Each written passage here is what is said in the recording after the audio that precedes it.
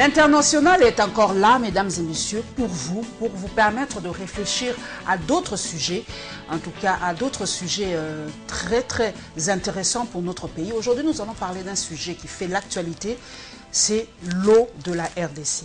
Comme vous le savez, mesdames et messieurs, plusieurs ateliers se tiennent à travers le monde et précisément en Afrique pour parler de la RDC, pour parler de l'eau de la RDC. Et aujourd'hui, avec Héritier Bisselengue, voilà. Avec lui, c'est un expert en hydraulique. Nous allons parler un peu de l'impact des eaux de la RDC. Parce qu'aujourd'hui, les sujets brûlants, c'est le transfèrement des eaux de la rivière Ubangui vers le lac Tchad. Et tout dernièrement, avec cette conférence de Brazzaville, même le roi du Maroc est là-bas pour parler du bassin du fleuve Congo. Très heureuse donc d'être avec nous, Héritier Bisselengue. Merci beaucoup, madame. Dans notre dialecte, comme on dit en RDC, chez nous, tout à fait. On le dit chez nous. Mais pourquoi aujourd'hui, quand on parle du transfèrement de l'eau de la rivière Ubangui, cela suscite autant de passion? Et pourtant, ce n'est que de l'eau. Comme je l'ai dit tout à l'heure, mais pourquoi nous faisons encore comme si nous refusons de donner de l'eau à des frères qui en ont besoin? Merci beaucoup, madame. Dans l'entame des jeux, je dois vous dire que l'eau, c'est la vie, comme on le dit. Mais nous devons savoir que l'eau qui se retrouve dans le bassin hydrographique du Congo, c'est qui se constitue en eau qui, normalement, se déverse dans l'océan au travers l'embouchure du fleuve Congo. C'est-à-dire toutes les eaux qui se retrouvent aux alentours de la RDC convergent sur le fleuve Congo et que ces eaux se déversent sur l'océan. Donc, la vie du peuple congolais en dépend. Vous vous souviendrez, et je suis sûr et certain que nul n'ignore qu'au jour d'aujourd'hui, le peuple congolais vit grâce à cette eau. Parce que vous savez, la navigabilité, le fameux barrage d'Inga, avec le grand projet à venir, où nous allons voir dans les jours qui viennent, l'érection de ces grands Inga, donc sans cette eau du fleuve Congo, donc Inga ne va pas exister, alors que nous sommes un pays qui se veut être pays émergent d'ici peu, donc nous aurons suffisamment besoin d'énergie. Et l'énergie hydroélectrique est la meilleure pour que le sociétaire ou encore les personnes pouvant être à mesure d'investir en RDC puissent trouver la possibilité de faire tourner leurs usines, leurs machines. Et par conséquent, le peuple congolais trouvera son compte. Là, ce n'est qu'un début. Monsieur Bisselengue, se tient à Brazzaville la conférence sur le bassin du fleuve Congo. Moi, ce qui m'a fait tiquer, en fait, c'est la présence même du roi du Maroc. Le Maroc est très très loin du bassin du fleuve Congo. Comment expliquez-vous la présence du roi du Maroc à cette conférence? Le Maroc se retrouve loin du bassin du Congo, bien sûr, mais vous devez savoir que le Maroc se retrouve également à proximité du bassin hydrographique du lac Tchad. Parce que le lac Tchad se retrouve entre le Niger, le Tchad et aussi la République centrafricaine.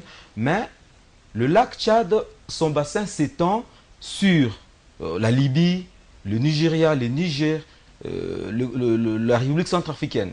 Et donc, du moment où il y a dysfonctionnement ou encore impossibilité de trouver de l'eau sur le lac Tchad, la population vivant aux alentours du lac Tchad, qui dépend essentiellement de cette eau, pour leur vie, dans les activités champêtres, également pour nourrir leurs bêtes, vont devoir avoir des difficultés. La conséquence serait la migration des populations.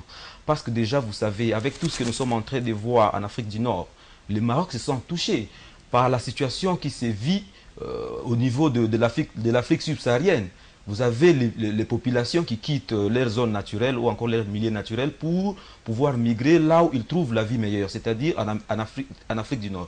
D'où le Maroc a intérêt de savoir tout ce qui se passe autour de tous les débats, a intérêt à participer autour du débat qu'il y a sur le lac Tchad, parce qu'eux aussi vont subir les effets néfastes de ces dessèchements. Voilà. Monsieur Bisselengue, le débit du fleuve Congo, nous connaissons la force, la longueur, la force du débit du fleuve Congo. Est-ce que quand les Tchadiens vont tirer cette eau-là, techniquement, d'abord, nous voulons savoir comment ça va se passer. Parce qu'on nous a dit que ce sera beaucoup plus, l'eau serait tirée de la rivière Ubangui, qui est un des affluents du fleuve Congo. Donc, pouvez-vous nous expliquer, vous en tant qu'expert, techniquement, comment ça peut se passer? Est-ce qu'il y aura des pipelines? Comment ça va se passer?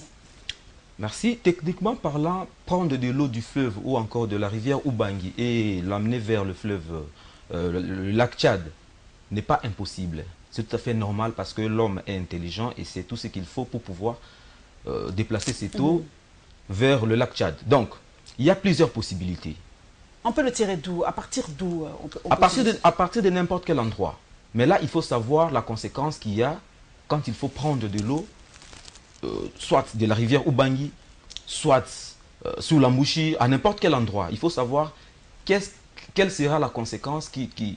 Sur le plan écologique, c'est ça? Sur le plan écologique, cela est tout à fait normal que...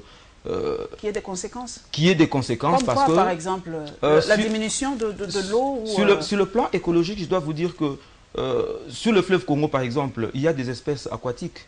Il y a des espèces aquatiques qui auront peut-être difficulté à vivre. Tout ça parce que simplement, il y a par exemple diminution. Parce que nous devons savoir qu'au Congo actuellement, nous vivons la période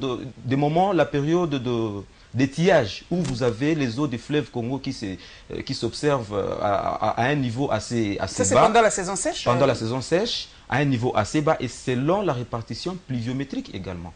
Et à ce moment-là, dans certains coins, vous avez cette baisse qui est tout à fait observable même à l'œil nu. Nous avons étudié en géographie, si je me rappelle bien, quand il y a la saison sèche au sud, au nord c'est la saison de pluie et inversement. Donc si on tire cette eau-là, donc ça peut dérégler le débit constant, parce que le débit constant est tout à fait constant. Le débit constant est constant juste par rapport à la régularité de la répartition pluviométrique dans l'espace couvert par le bassin du fleuve Congo. C'est-à-dire que lorsqu'il pleut au nord, au sud peut-être il ne pleut pas, et les eaux qui alimentent le fleuve Congo viennent du nord.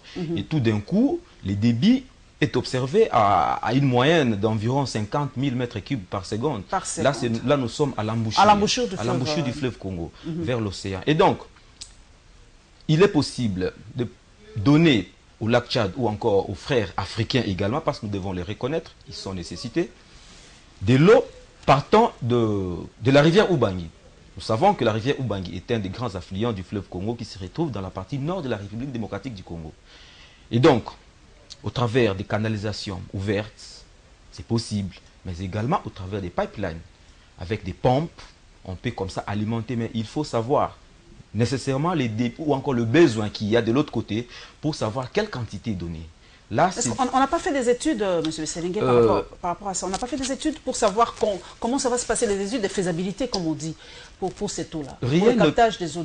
Rien ne peut être fait sans que les études préalables soient menées, pourvu que les gens qui sont nécessités de cette eau puissent avoir ce dont ils ont besoin. Ça, ce n'est que normal. Les études approfondies, je crois même si... Déjà fait, nous voulons savoir. Est-ce que c'est déjà fait, ces études?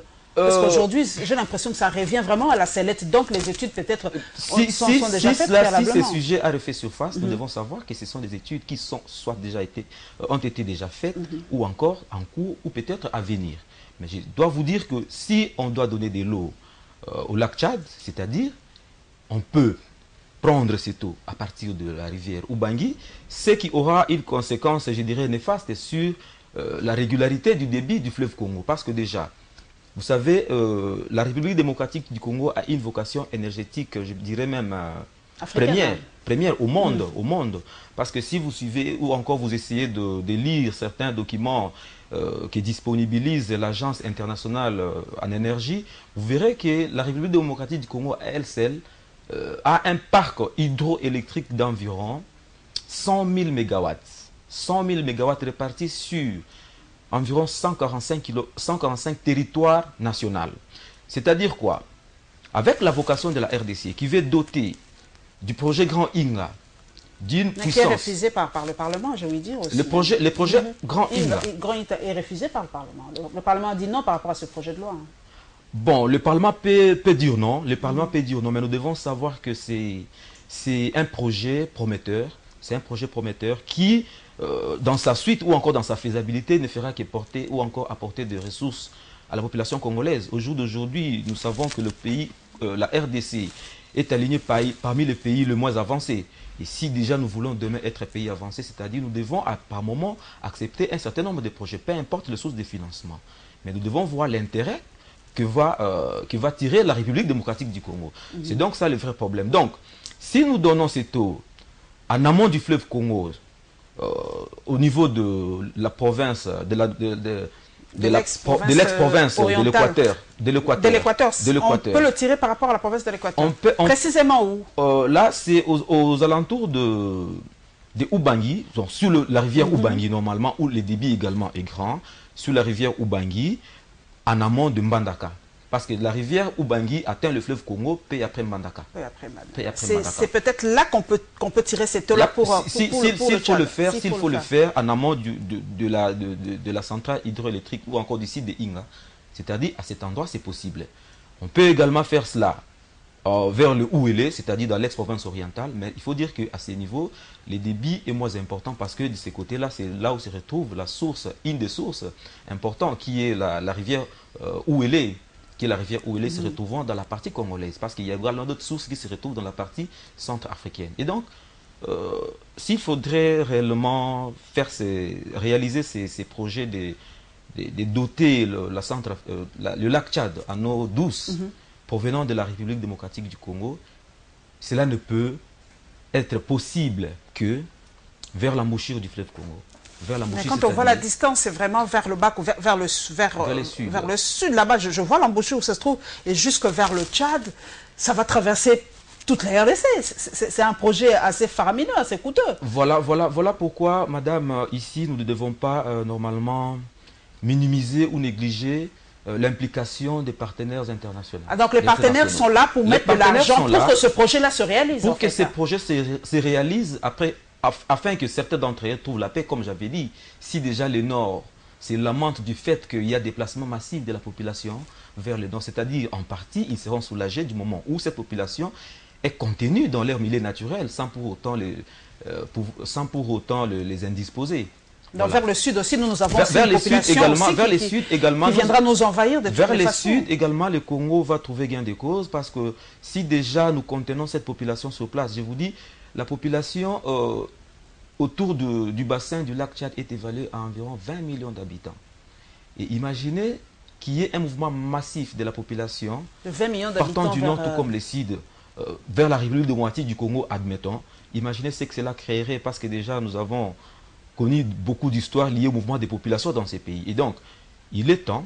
Pratiquement avec les Mbororo, on se rappelle comment les populations se plaignaient de la présence des Mbororo. Là, ce n'est qu'un exemple parmi tant d'autres. Et je peux dire que ça, ce n'est qu'un début. Et donc, dans les jours qui viennent, si jamais... Oui, pratiquement, monsieur l'expert. Donc, la RDC a intérêt, selon vous, de finaliser positivement ce dossier. Donc, la RDC a intérêt à donner de l'eau aux Tchadiens ou à verser de l'eau au lac Tchad pour éviter l'invasion, moi je me permets l'expression, l'invasion des populations vers son territoire, parce que déjà, quand on voit ce qui s'est passé en 1994 avec le Rwanda, donc la RDC, selon vous, a intérêt à regarder d'un bon oeil ce projet. Ce n'est pas pour la RDC une obligation ou encore un devoir. Nous ne sommes pas obligés de pouvoir donner de l'eau à la République centrafricaine. Mais au vu de... Même humainement, monsieur l'expert, j'ai dit, nous ne sommes pas obligés. D'abord, nous ne sommes pas obligés. Ce n'est pas une obligation. On ne peut pas obliger à la RDC de pouvoir accepter ces projets. Mais, au vu du fait que, naturellement, nous sommes obligés de vivre avec les autres populations, encore les autres peuples. Nous devons juste nous devons évaluer les justes milieux, les pour et les contre, et tirer des bonnes conclusions. Parce que je vous ai dit ici que si nous ne faisons pas attention, nous risquerons de vivre des situations... Est-ce que la guerre de l'eau est un mythe, Héritier Bissengele? Parce que là, on se pose la question, nous avons suivi sur le net, je ne sais pas si c'était un fake news, qu'Idriss Déby a dit de gré ou de force, ils viendront prendre cette eau-là parce qu'ils en ont besoin. C'est une question pour eux de vie ou de mort. Est-ce que c'est ça la troisième guerre en RDC? Après la guerre des minerais, après la guerre d'invasion, on aura la guerre de l'eau. Il n'y a pas toujours de fumée sans feu, comme on l'a dit. Mais je ne crois pas que le président tchadien l'ait dit réellement ou encore officiellement. Ça peut être dit dans le salon politique de manière officieuse. Mais de manière officielle, cela ne peut pas être dit. Parce que vous savez, madame, le fleuve Congo est un patrimoine de la République démocratique du Congo. Mais nous partageons le fleuve Congo avec beaucoup d'autres pays. Parce que déjà, nous avons environ 10 pays qui participent en termes d'alimentation du fleuve Congo en eau. C'est-à-dire, on peut les citer. Nous avons, voilà, nous avons la RCA, nous avons le Congo-Brazza, le Cameroun, le Gabon, Gabon, la Guinée équatoriale. Même la Guinée équatoriale. Même la Guinée équatoriale. La Guinée équatoriale, nous avons le Rwanda, nous avons la Tanzanie, la Zambie. Et donc, avec la RDC, nous sommes environ 10 pays qui comme ça, participent à l'alimentation, encore approvisionnement de fleuve Congo en eau douce, au travers les différentes sources qui sont étendues dans ces différents pays que nous venons de citer ici. C'est-à-dire quoi, madame? Si vous êtes au jour d'aujourd'hui, si vous arrivez à Matadi, par exemple, vous arrivez à Ango, où nous faisons frontière avec la République angolaise, le fleuve Congo touche l'Angola. Et de loin, vous allez apercevoir un port angolais. Et ces gens-là, pour atteindre la mer ou encore l'océan, passent par ce même fleuve Congo qui, normalement, ne fait que toucher l'Angola et retourne vers la RDC. L'Angola exploite le fleuve Congo. Donc, prendre cette eau touchera même aux intérêts angolais. Vous comprenez, madame? Mais le fleuve Congo, une question terre à terre, voilà. Monsieur l'expert. Est-ce que le fleuve Congo ne nous appartient pas? Même si vous avez dit que ça passe, mais la source du fleuve Congo est chez nous. Donc le fleuve Congo est à nous. Voilà. Je sais pas, logiquement. Le fleuve Congo appartient à la République démocratique du Congo. De trois, parce que le fleuve Congo tire ses origines. D'abord, la source principale du fleuve Congo, c'est dans le Lualaba, dans l'ex-province du Katanga. Et dans son parcours naturel, vous avez autant d'affluents, dont le plus important se retrouve en République démocratique du Congo, en termes de débit. Et donc, ce fleuve Congo nous appartient. Mais, au vu du fait que nous partageons des frontières naturelles avec un certain nombre de pays, c'est-à-dire qu'en partie, le fleuve Congo appartient également à ces pays-là. Donc, comme au Congo-Brazza, le Congo-Brazza peut se prévaloir aussi de dire que c'est mon fleuve. Ils ont le droit dans ces fleuves. Ils ont le droit dans ces fleuves. Parce que déjà, le fleuve, la partie brazzavilloise, pour pouvoir accéder au nord de leur pays, passe par le fleuve Congo. Passe par le fleuve Congo pour enfin aller chez eux. Et donc, prendre de l'eau à partir de la rivière Ubangi, ce qui baisserait le niveau du eau du fleuve Congo, ce qui normalement porterait préjudice également à la République congolaise d'en face. Donc, même la République du Congo ne peut pas, de manière, je dirais, automatique, accepter à ce que cette eau soit prise plutôt au risque que, et également soit butée à leur navigabilité. Là, c'est un autre aspect des choses. Mais, si nous allons dans le Congo central, où nous voulons à ce que demain, le pays soit doté du plus grand projet hydroélectrique, je dirais même qu'il puisse exister au monde. Parce que le potentiel dans les sites INGA est évalué à environ 50 000 MW.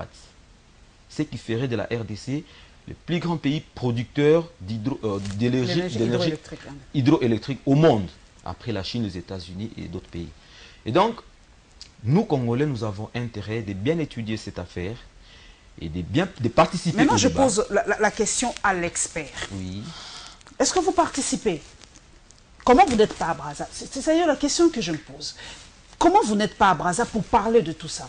Qui parle au nom de la RDC dans ce dossier qui vraiment est pour nous aussi sujet à beaucoup de choses. Il y a beaucoup de choses qui vont découler de ce fait de donner de l'eau de Tchad. Qui participe à ces conférences, à ces ateliers sur le bassin du fleuve Congo? Voilà, madame, nous sommes jeunes, nous sortons des universités de la République démocratique du Congo et nous avons des initiatives. Est-ce qu'il y a des experts? Il y a des experts. Effectivement, sinon nous ne serions pas formés, nous ne serions pas formés sur place. Donc, il y a des experts, il y a des gens qui nous ont nos précédents, qui nous ont formés même et qui participent dans ces débats. Nous faisons confiance à ces gouvernements et nous pensons que dans le jour qui viennent, les gouvernements prendront position pourvu que le peuple congolais ne soit pas normalement perdant dans cette histoire de la gestion des eaux du bassin du Congo. Donc, à Brazzaville, le débat se tient et nous sommes convaincus parce que déjà, vous savez, au Parlement, cela fait un grand débat. Et nous pensons et nous savons bien que nous sommes bien représentés. Réfléchissons froidement. Nous savons la faiblesse de l'État congolais. Aujourd'hui, nous parlons, on dit qu'il y a certains pays qui volent nos richesses. Il y a certains pays qui viennent puiser chez nous. Est-ce que les autres ne viendront pas carrément puiser chez nous? Parce que nous sommes incapables de défendre nos frontières, nous sommes incapables de défendre nos richesses. Alors, les autres viendront aussi puiser calmement parce qu'on est incapable de nous protéger nous-mêmes. Madame, la République démocratique du Congo est un C'est la peur des souverain. Congolais. C'est la peur des Congolais. Nous sommes souverains, mais sur les souverain. faits, nous le vivons. Nous sommes un pays souverain. Et nous pensons qu'aussi, dans le passé, nous avons connu des histoires. Et nous devons savoir que peut-être, dans les jours qui viennent, les autorités feront tout de leur mieux, feront de leur mieux, pourvu que ce même problème ne puisse plus se répéter. Donc, c'est une situation qui est réellement ouverte, et que si nous n'y prenons garde, réellement, nous risquerons de vivre cela. Mais nous devons quand même faire confiance à tous ceux qui nous dirigent, aux dirigeants de la République démocratique du Congo. L'impact, nous prenons d'autres fleuves, moi je prends le Nil. Oui. Le Nil est proche du Tchad. Pourquoi le Tchad ne peut pas tirer son eau du Nil, par exemple, ou du fleuve, comment, il y a d'autres fleuves, le fleuve Niger, le fleuve, voilà. Je ne sais pas moi quoi. Pourquoi ne pas tirer ça à partir de là-bas? C'est plus proche d'eux que de la RDC, tout de même. Madame, avec l'Égypte, quand vous touchez au Nil, vous touchez à leur souveraineté. Donc, les Nils, voilà. Et ils ne blaguent pas avec le Nil. Eux ne blaguent pas avec les Nils. Je dirais, c'est la même chose pour la République démocratique du Congo. Normalement, ça devait être la même chose. Et donc, pourvu que la RDC puisse donner de l'eau, ou encore qu'il y ait un regard sur la République démocratique du Congo en termes de desserte en eau dans la région qui en est déficitaire, réellement, cela est dû parce que, naturellement, nous avons de l'eau en grande quantité. C'est-à-dire, il plaît abondamment dans la sous-région, ce qui fait que nous avons de l'eau douce, en grande quantité, et qui se déverse comme ça dans l'océan. Mais ce n'est pas une perte. Peut-être c'est ça, les gens ont dit que le 50 000 mètres cubes déversés... Les 50 000 mètres cubes, voilà. Par seconde en plus. Est-ce que ce n'est pas une perte aussi pour... on ne peut pas aller prendre les 50 000 là, comme vous l'avez... Voilà. Moi, je ne suis pas experte, j'essaie de comprendre vraiment d'une façon vraiment terre à terre. 50 000 mètres cubes qui se déversent gratuitement dans un océan salé, mais prenez ces 50 000 mètres cubes et donnez ça aux Tchadiens, peut-être, c'est ça? À mon avis... Ça sera une... Ça va résoudre le problème? À mon avis, c'est un débat qui date d'il y a longtemps, mais il est probable que dans les jours qui viennent, qu'on aboutisse à cela. Qu'on aboutisse à cela, mais il faille cette fois-là tenir compte de leurs besoins. C'est quoi la quantité d'eau qui est normalement... Vous avez une idée de la quantité d'eau? Le lac Tchad, la superficie et tout ça, cette eau doit remplir le lac Tchad ou simplement... ça sera par saison ou ça sera pas par saison, pas par saison, parce que l'utilisation serait également continuelle. L'utilisation serait continuelle, c'est-à-dire s'il faudrait leur pomper de l'eau, ça sera tous les jours. Ça sera tous les jours. À chaque instant. C'est toute une industrie qui va être comme ça, mise en place pourvu que ces peuples puissent avoir de l'eau. Mais également, nous ne devons pas oublier que si cette eau est prise au niveau de l'embouchure, là aussi, il y a un autre problème. Un autre problème, malgré les 50 000 mètres cubes qui se déversent dans l'océan. Malgré les 50 000 mètres cubes qui se déversent dans l'océan. Vous savez qu'autour de l'embouchure du fleuve Congo, il y a également des populations.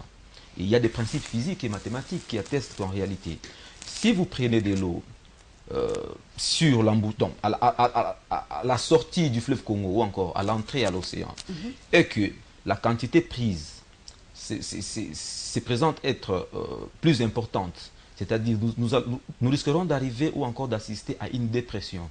Et qu'est-ce que cela créerait? Ça créerait la possibilité cette fois-là de voir l'eau de l'océan, au lieu de voir l'eau du fleuve Congo entrer dans l'océan, ça sera maintenant l'inverse de la situation qui serait constatée. Et quand cela se constate, on aura ce qu'on appelle le phénomène des remous. Le remous, c'est-à-dire vous aurez comme ça les eaux qui vont se répandre, qui vont se répandre dans la terre ferme. Et quand les eaux salées se répandent dans la terre ferme, ça détruit les cultures. Quand ça détruit les cultures, c'est de l'eau salée. Quand ça détruit les cultures, et va encore...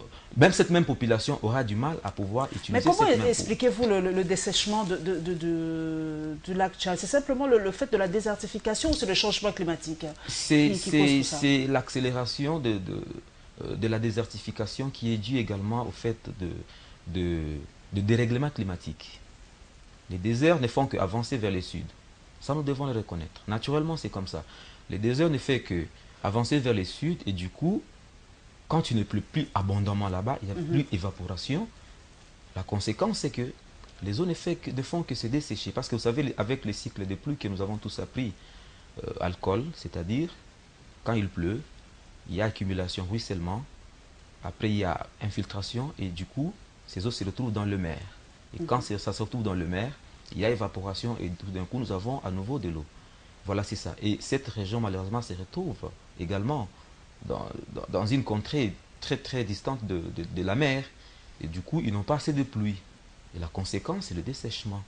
Nous avons mis un peu l'accent sur le pays du Nord, Maroc, Tchad et le Sud. On se rend compte, on s'est rendu compte dernièrement que la ville de Cape Town n'avait plus d'eau, en fait, n'a plus d'eau en fait. Et eux, ils avaient peur qu'à un moment, ils atteignent même le point zéro. Pas d'eau du tout.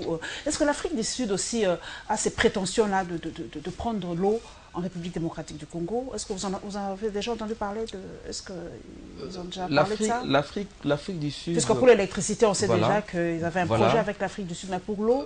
Pour l'eau, il faut dire que les eaux douces, normalement, c'est les eaux qui se retrouvent dans la terre ferme, en continent, naturellement. Okay. Et donc, si nous avons déjà sur le fleuve Zambèze, parce que là aussi, ils ont un grand fleuve. Zambèze, l'Orange, voilà, le Limpopo et tout ça. On était quand même fort en géo. Voilà. si déjà là-bas, il y a la possibilité de trouver de l'eau, je crois que la RDC serait assez distante pour pouvoir donner de l'eau à l'Afrique du Sud. Donc là-bas chez eux, il y aura possibilité de trouver de l'eau à proximité.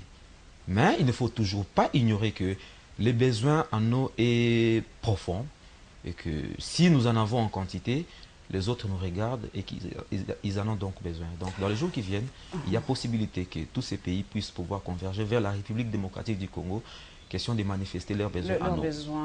Et pratiquement, comment on peut se protéger? Est-ce que nous devons dire non? Comment juridiquement la RDC peut protéger son eau en fait? Où s'adresser pour protéger, si c'est notre patrimoine à nous, comment protéger cette eau de l'invasion entre guillemets des autres pays? Où nous protéger? Comment nous protéger? Il y a des conventions internationales qui normalement spécifient tous les aspects liés à la gestion de la nature selon les milieux où l'on se retrouve dans le monde. Et quand il s'agit par exemple de la gestion des eaux, je crois que cela nous est des droits. Personne ne peut se lever d'un matin pour venir prendre de l'eau en République démocratique du Congo. Cela ne peut être fait qu'avec la complicité de nous-mêmes. Et donc, si déjà nous devons donner de l'eau, nous devons normalement étudier les pour et les contre. Les pour et les contre de cette dotation en eau aux pays tiers. Il est possible. Donc, à un moment donné, nous serons obligés de donner. Parce que nous devons aussi savoir que c'est aussi, ça peut aussi se constituer en source. Les richesses de la RDC ne sont pas aussi les sources de nos problèmes. Parce qu'on en a trop. Nicolas Sarkozy l'a dit, on a trop, la RDC a trop de richesses, trop d'eau, trop de minerais, trop de forêts, trop, on n'en a que trop. Est-ce que ce n'est pas aussi ça qui nous pose problème? Est-ce que c'est notre mauvaise gestion de nos propres ressources qui est aujourd'hui la source de tous nos maux? Ouais, cela est une réalité. C'est comme je venais de dire ici. Donc, si nous avons des autorités qui prennent conscience de ce que nous vivons dans ces pays et de ce que les autres veulent de nous, je crois que nous allons éradiquer tous ces problèmes et que nous allons gérer tout ce que nous avons comme richesse, pourvu que les étrangers ne puissent pas prendre de manière abusive, ce qui porterait préjudice même à l'économie nationale. Mais l'eau en question, madame, si nous avons des richesses, si nous avons des minéraux, si nous avons de l'hydrocarbure, mais nous pouvons aussi vendre de l'eau. Ça, c'est un moyen de... On peut vendre. On peut aussi vendre de l'eau. On peut aussi vendre de l'eau. Parce que ce n'est pas seulement que ces pays veulent avoir notre eau, mais ils peuvent l'acheter. Ils peuvent également l'acheter.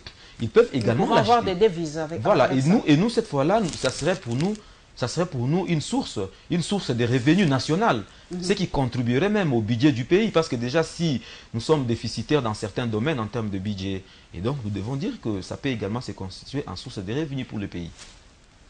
Je voudrais savoir, l'international, c'est ça. Est-ce qu'ailleurs, il y a déjà eu transfèrement des eaux, ailleurs, dans d'autres pays dans le monde? Est-ce que cette opération s'est déjà déroulée? Transférer de l'eau, si ça a été déjà déroulé, c'est comme je dis, madame, tout est possible. Pour des besoins XY, il est normal de prendre de l'eau et de l'orienter. Non, mais ailleurs, pratiquement ailleurs dans le monde, est-ce qu'il y a eu déjà transfèrement de tel fleuve à tel fleuve ou de tel fleuve vers tel lac? Est-ce que ça s'est déjà fait? Voilà pourquoi on parle des canalisations.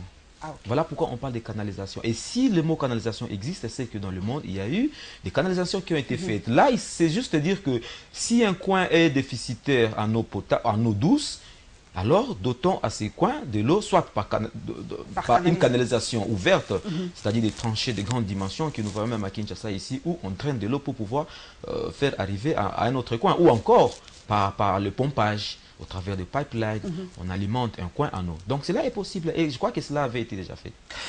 Nous restons dans l'eau. Nous prenons des pays comme Dubaï, nous prenons des pays comme Israël, qui sont des pays désertiques, mais ces pays parviennent à, comment je peux dire, à désaliniser son eau et puis à avoir côté agriculture, on a des produits en Israël ou ailleurs, mais des pays désertiques. Est-ce que cette technique-là, vous qui êtes expert, la désalinisation, est-ce que les autres pays ne peuvent pas utiliser ça? Est-ce que c'est une technique qui coûte cher ou c'est faisable? C'est une technique qui coûte normalement cher. La désalinisation. La désalinisation. Vous savez, un pays comme l'Arabie Saoudite ou encore Dubaï, si je peux me résumer comme ça, ce sont des pays dotés de beaucoup de richesses. Ils ont déjà... Parce que ils ont le pétrole, hein? Ils ont déjà, avec le pétrole, procéder à la désalinisation des eaux, il faudrait normalement trouver des capitaux pour investir dans ces domaines, normalement. Pour un pays, pour les pays du tiers-monde, par exemple, pour les pays les moins avancés, qui n'ont pas assez de revenus, ces pays ont du mal à pouvoir investir, juste pour la simple raison de pouvoir, comme ça, désaliniser de l'eau de la mer.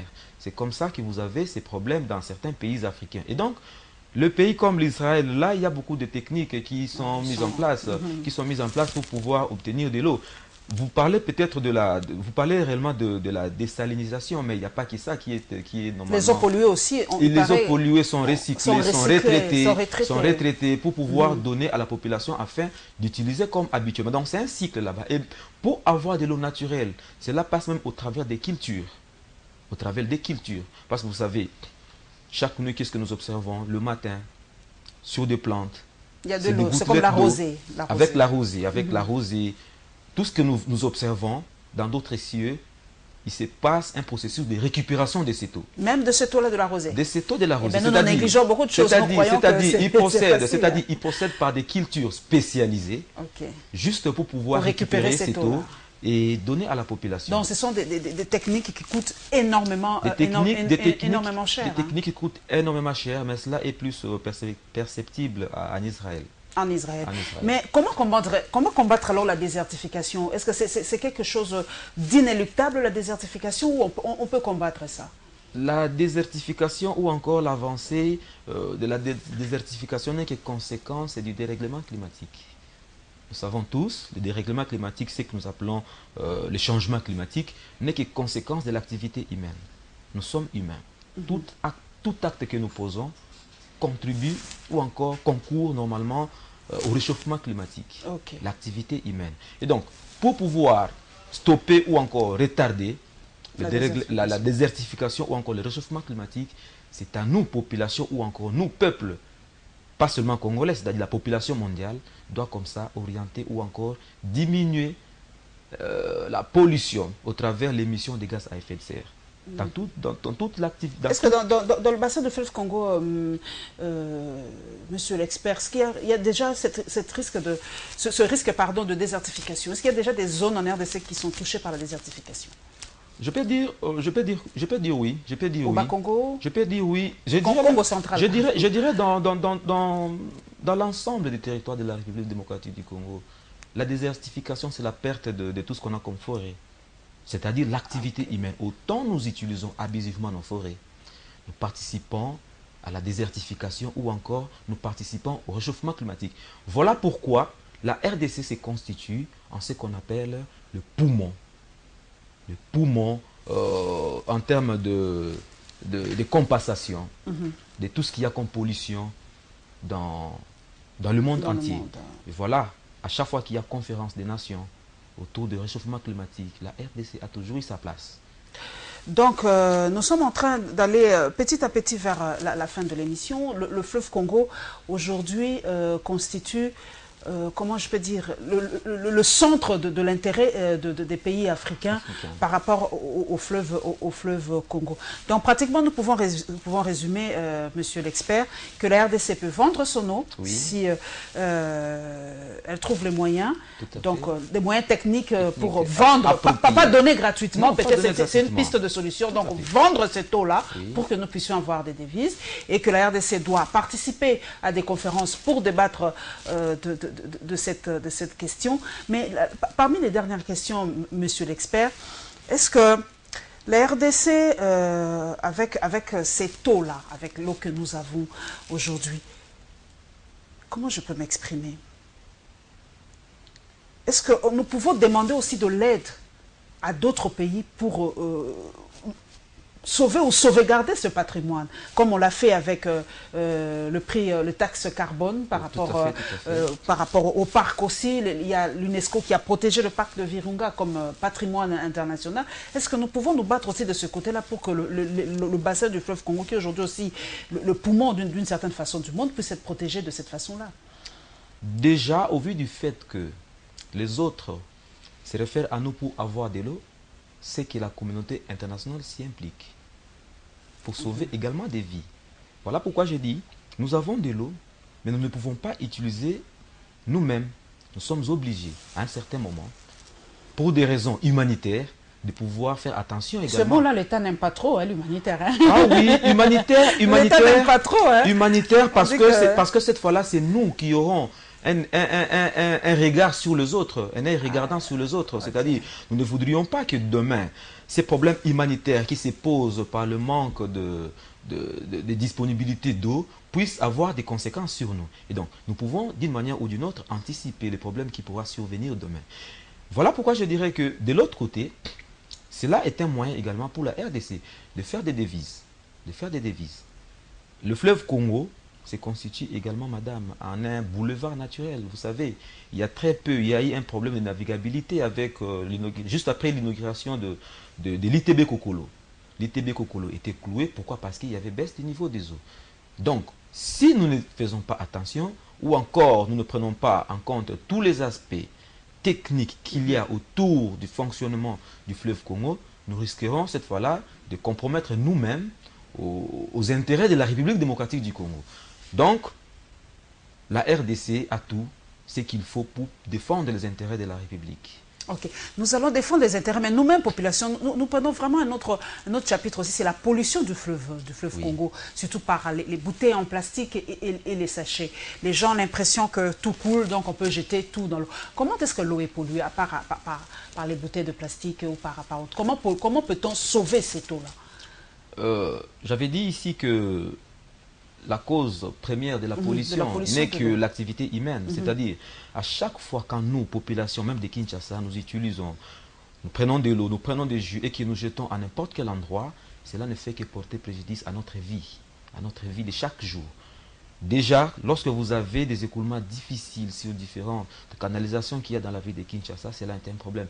Peut-être que quand nous sommes à Kinshasa, nous n'avons pas la possibilité de voir ce qu'il y a comme écoulement sur le fleuve Congo. Quand vous êtes à Matadi, vous allez observer. Matadi, c'est une ville à topographie compliquée, où vous êtes sur un endroit, vous voyez ceux qui se retrouvent peut-être à une côte de moins de 20 mètres, vous l'observez. Donc quand vous êtes à Matadi, quand il pleut, vous avez cette vue. Vous avez cette vue de bouteilles plastiques qui coulent sur le fleuve Congo. Là, malheureusement, là c'est lorsque vous êtes à Matadi. Mais quand vous êtes à Inga, madame, quand vous êtes à Inga, c'est encore compliqué. Parce qu'à Inga, c'est chaque jour que les gens travaillent dans des galeries souterraines pour pouvoir évacuer non seulement du sable, mais même des bouteilles plastiques. Donc, chaque acte que nous posons, nous, population de la République démocratique du Congo, si nous ne prenons pas garde, voilà, je dirais que nous ne faisons que participer à la pollution, ce qui ne peut que porter préjudice au bon fonctionnement de tout ce que nous avons comme atout. Comme atout dans notre pays. Voilà, je crois que Moïse Jogando nous a signalé, il nous reste encore 10 minutes 7 minutes, voilà, nous sommes encore là, le temps s'écoule, c'est tellement passionnant. Les fleuves, l'hydrographie de l'Afrique est-elle menacée aussi par le changement climatique aujourd'hui? À part la désertification qui est au nord, on a l'impression que ce n'est que la zone sahélienne, mais à part le bassin du fleuve Congo est menacé aussi par la désertification? Un jour, on peut se réveiller aussi, on n'aura pas d'eau comme les Tchadiens aujourd'hui ou les gens de l'autre bassin? Nous vivons à Kinshasa. Peut-être que nous sommes en période de crue, c'est-à-dire où le fleuve Congo est à son niveau normal, sur le site d'Inga. C'est comme ça que nous n'avons peut-être pas assez de perturbations. Mais il y a très peu, il y a quelques années, nous avons connu des difficultés quant au fonctionnement du site de Inga. Tout ça pourquoi? Parce que simplement, il y avait eu baisse du niveau des eaux. Étiage. Donc, le réchauffement climatique, l'avancée de la désertification ne se traduit pas seulement par la disparition des forêts. Cela se traduit également par l'irrégularité, par exemple, l'irrégularité pluviométrique. Lorsque vous n'avez plus de pluie comme cela s'observait dans le passé. La pluviosité, une pluviosité assez perturbée. Il suffit de se rendre à Ozone où vous avez la station normalement sur place là-bas, la station météorologique de Ozone. Il suffit d'aller sur place et que vous entrez en contact avec tout ce qu'ils ont comme données. Vous constaterez que normalement, les régimes pluviométriques de la République démocratique du Congo ne fait que changer. C'est-à-dire, si vous avez eu de longues périodes de pluie, par moment, vous avez au contraire de longues périodes de saisons sèches. Et donc, c'est déjà un problème.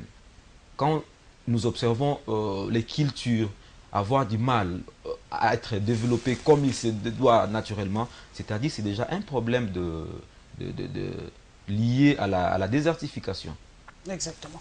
Géopolitiquement, aujourd'hui, pour conclure, monsieur l'expert, monsieur l'ingénieur, géopolitiquement, prenons l'autre aspect géopolitique, est-ce qu'aujourd'hui la RDC est forte aujourd'hui pour dire que je m'impose par rapport à cette situation de l'eau, du bassin de fleuve?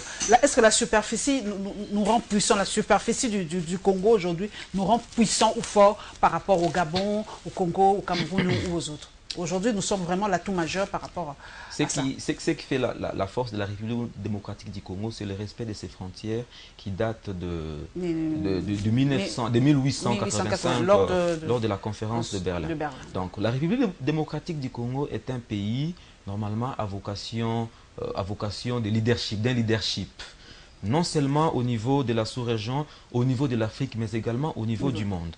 Donc, s'il était question de pouvoir nous prendre cette eau, cela aurait été fait. Et donc, comme ça ne fait que c'est discuté dans des salons, au cours des ateliers, des conférences comme ça. Donc, la République démocratique du Congo a encore sa souveraineté entre ses mains. Donc, je ne vois pas quelqu'un qui puisse se réveiller le matin pour dire, voilà, moi je vais en République démocratique du Congo pour prendre de l'eau. Comme on prend les cobaltes et les autres. Comme si l'on venait. Donc, cela ne peut être que confirmé par, je dirais, Est-ce qu'on a un ministère chargé des eaux? Est-ce qu'on en a? À part l'environnement, quelque chose vraiment chargé de l'eau, on doit peut-être y penser. Il y a un ministère des ressources hydrauliques, énergie et des ressources hydrauliques. Il y en a maintenant. Il y en a. Je crois que d'ailleurs, les experts de ces ministères doivent à ce moment-ci se retrouver à Brazzaville pour parler autour de ces sujets. Autour de ce sujet. Voilà, mesdames et messieurs, nous sommes vraiment à la fin. Nous avons fait... Nous avons fait le contour de cette question. C'est vraiment à la RDC de peser, comme monsieur l'expert a dit, de tout son poids pour essayer de tirer les avantages de ce transfèrement d'eau, qu'on le veuille ou pas. C'est un sujet qui sera débattu par les autres parce que les autres ont besoin de cette eau. On en a, mais on doit s'essayer, comme l'a dit monsieur l'expert, de peser les pour et le contre. Hein, ça diminuera les dégâts, qu'on puisse le prendre en désordre. Donc on doit vraiment voir... où prendre cette eau, où tirer cette eau et tout ça, essayer de discuter scientifiquement de ce sujet, parce que la RDC, comme monsieur Héritier Bisselengue l'a dit, nous sommes leaders dans presque tous les domaines. Des fois, nous ne nous connaissons pas, mais nous sommes leaders dans le monde, dans l'Afrique et partout. Nous possédons beaucoup d'atouts. À part les atouts naturels, nous avons aussi les ressources humaines, en tout cas compétentes, pour défendre la RDC, pour défendre notre patrimoine national à travers le monde. Et en tout cas, nous croyons que les experts qui sont à Brazzaville vont défendre ce fleuve qui est vraiment la colonne vertébrale de la République. Un mot pour que nous puissions nous séparer, monsieur l'ingénieur. Voilà, merci beaucoup, madame. Je dirais tout simplement que nous, peuple congolais, nous devons prendre conscience de tout ce que nous sommes, de ce que nous sommes et de tout ce que nous avons comme atout. Ce que nous avons, nous ne l'avons pas demandé à Dieu, mais Dieu nous l'a donné. Cela se constitue en potentiel, parce que jusque-là, du moment où nous ne parvenons pas à transformer tout ce que nous avons comme atout en richesse, ce n'est que potentiel. Et nous pouvons demain mourir sans pour autant exploiter cela. Et donc, nous devons doter aux futures générations d'un pays où il fait beau vivre. D'où je recommanderais au peuple congolais de prendre conscience de tous les aspects liés à la vie nationale. Au Congo, nous pensons que nous avons des gens qui peuvent également faire face à tous ces problèmes. Il suffit tout simplement de faire confiance au peuple congolais et surtout de donner la chance à ceux qui peuvent faire à ce que certaines choses puissent aller de l'avant. Voilà, mesdames et messieurs, pour le prochain numéro, nous allons prendre un autre sujet, un autre domaine très intéressant aussi, les nouvelles technologies de l'information et de la communication. La RDC, où elle est aujourd'hui par rapport aux nouvelles techniques de l'information et de la communication. L'international, c'est ça, c'est la place de la RDC à travers le monde dans différents domaines. Nous avons parlé aujourd'hui de ce sujet qui est passionnant, de ce sujet que nous trouvons peut-être banal, que nous trouvons peut-être vraiment qui n'a pas d'importance, mais qui pèse, c'est l'eau. Hein, parce que d'ici là, peut-être, la troisième guerre, ça sera la guerre de l'eau. Alors prenons déjà toutes nos précautions. Nous nous reverrons, mesdames et messieurs, avec le même plaisir. Merci à toute l'équipe technique et à bientôt, mesdames et messieurs.